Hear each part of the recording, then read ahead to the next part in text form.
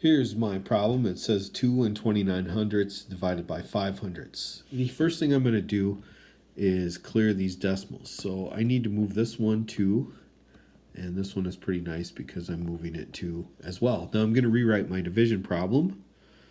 So I have 229 divided by 5.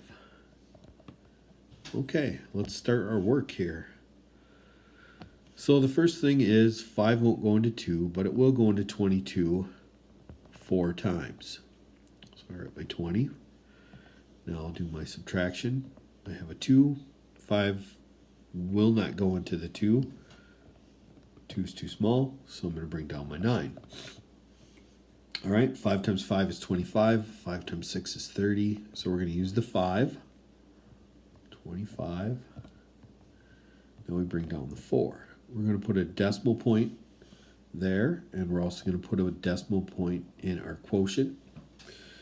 We're going to add a 0, and 5 will go into 48 times.